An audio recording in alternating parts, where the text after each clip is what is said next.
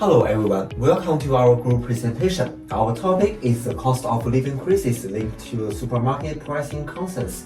And here are my group members, Sandy, 家风珠, Xinhui Shi, and my name is Su Jiegu.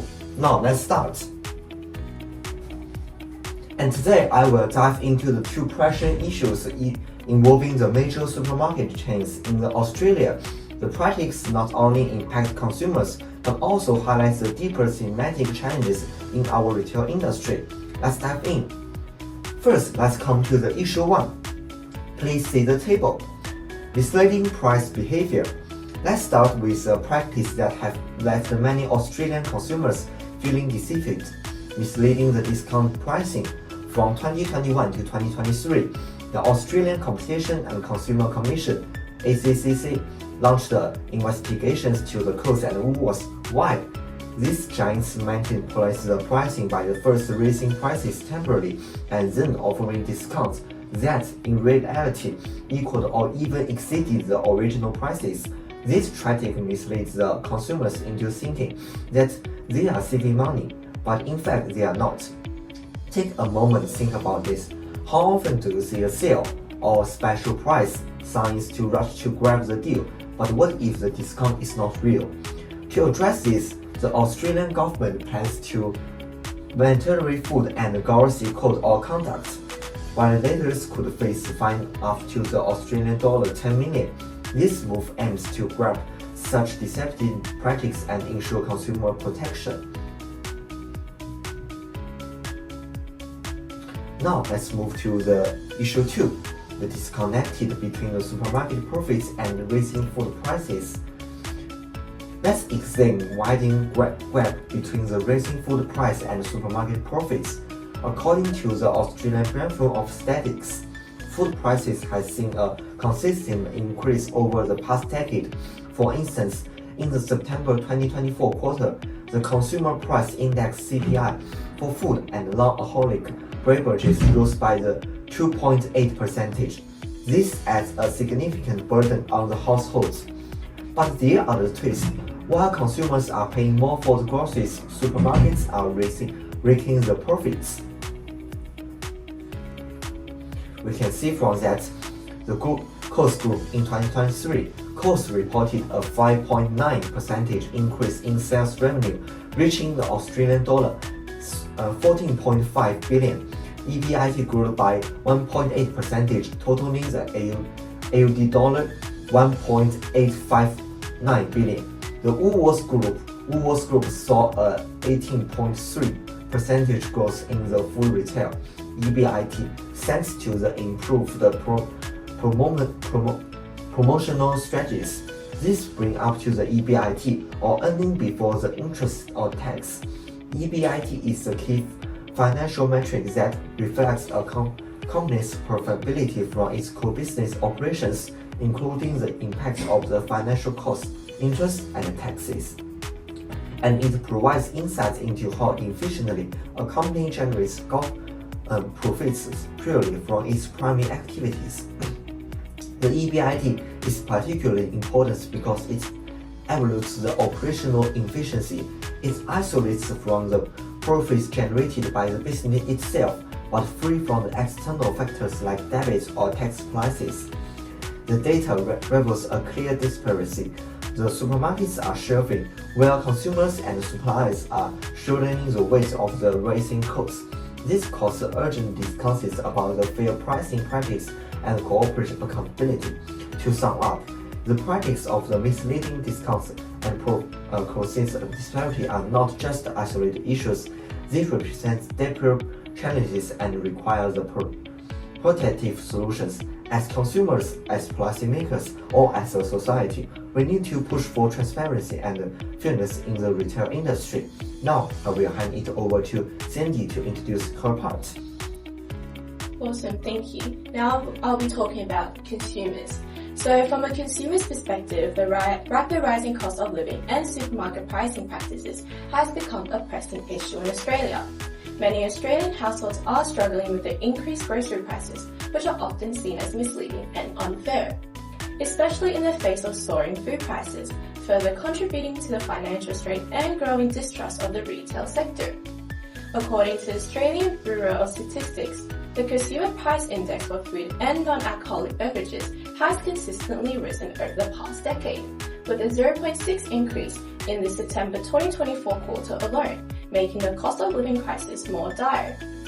The financial strain of rising prices impacting Australian households are evident. Cost of necessities such as meat, dairy, and fresh produce has increased dramatically, around 8% yearly.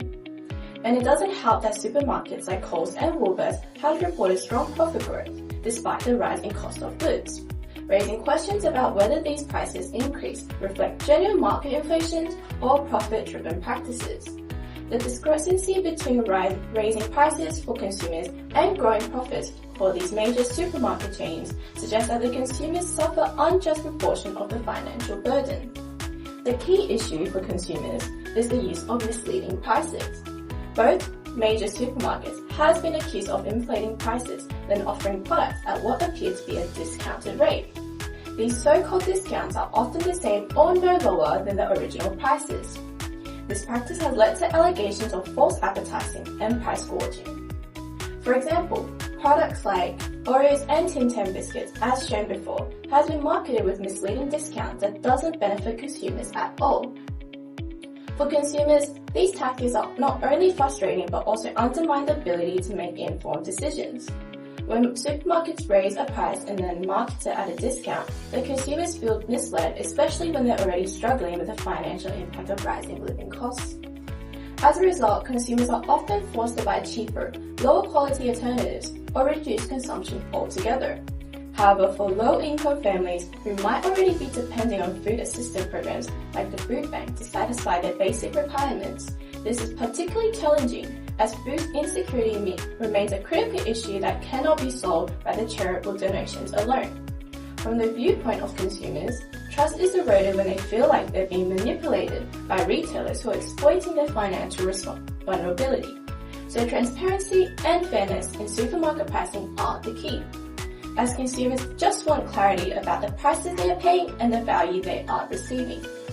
Restoring and strengthening consumer and retailer trust can be directed by clear labeling of discounts, regular audits of pricing practices, and stricter enforcement of regulations.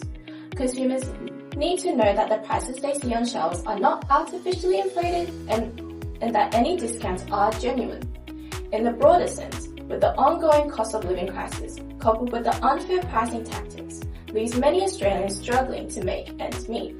While government intervention and regulatory efforts are steps in the right direction, the real change will come when supermarkets genuinely prioritize consumers' interests, ensuring that pricing is fair, transparent, and reflective of actual market conditions. Only then can trust be restored and the financial burden on consumers be reduced. Now I'll hand over to Xin Hui Shi, who will be talking about the retailer's perspective. Thank you, Cindy, and now I'll be discussing the critical challenges and the strategies faced by retailers, focusing specifically on market dynamics, operational efficiency, and the balance between profitability, regulatory compliance, and consumer trust. The first part is about the pricing strategies and ethical concerns. One common theme is actually discounting, with prices being artificially increased and then advised as savings. They may be driven by the profit. Profit in the short term always wins out over customers' trust in the long term. And even with the code of conduct, detective pricing continues, and the sheer number of ads leaves the consumer in the dark as to what to choose from. We need to think about, are consumers empowered or simply prey to advanced pricing techniques? And then it's about the market and competition. The Australian government and ACCC have announced penalties of up to $10 million for violations of the food and grocery code of conduct. Fines are largely viewed as optional expenses rather than deterrents, and the policies are often implemented in response to public instead of actively reducing harm. It isn't always the right thing to do if you don't comply with the law. So should laws be more protective surveillance than reactive enforcement? And we move on to the market dynamics and competition. Coles and Woolworths dominates the Australian retail market in terms of pricing and contract negotiation. Reports of land banking claim that these retailers take strategic approaches to discourage competition. While the supplier feels pressure to make savings, the retail markups remain substantial. Small retailers are hard-pressed to get a foothold in the industry, which hampers consumer choice and creativity. Optional scale lowers costs, but consumers rarely perceive savings in the price of goods. Are these market efficiencies truly helping the consumer or just enhancing corporate profit margins? Now I'm going to speak from the optional efficiency and the profit margins. However, you can see both Coles and Woolworths saw EBIT growth in 2023 despite increasing operating costs. Rising profits don't necessarily translate into lower prices for the customers, and the back office cost reductions rarely make it to customers. The quality goals created short-sighted pricing philosophies. Are retailers able to strike the right balance between profits and true affordability for customers? So I conclude the three measures. To overcome these obstacles, retailers must make into account.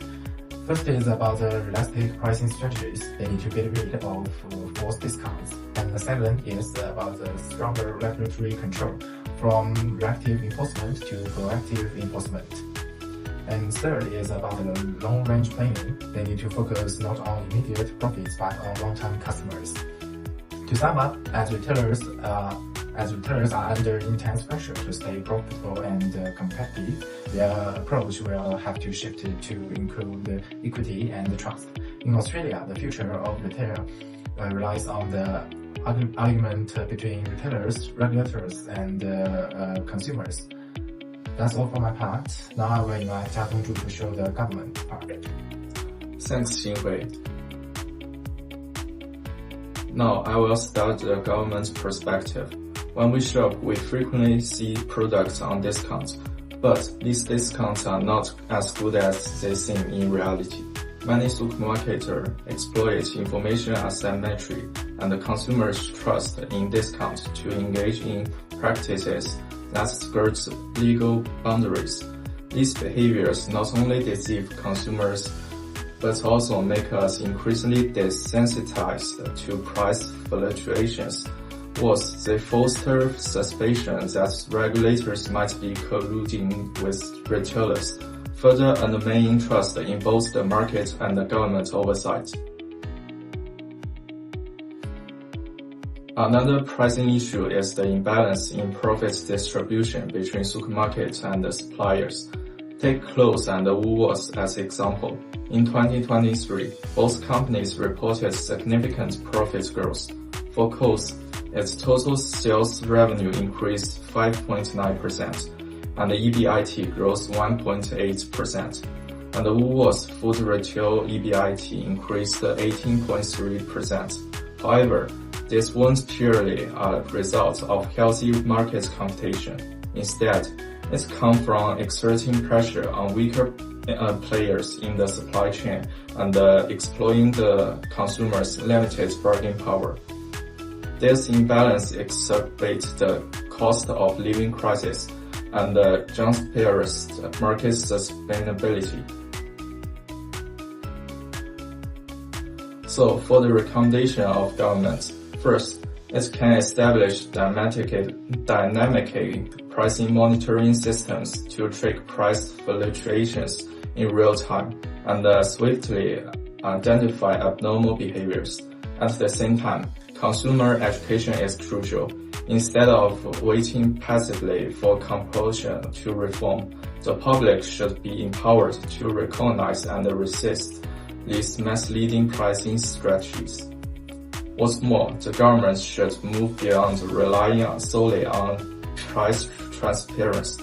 Comprehensive measures are needed, such as mandatory supplier and retailer profit compression reports to ensure fair profit distribution across the supply chain. Additionally, introducing price warming mechanisms for essential goods could help could help prevent large retailers from abusing their market dominance.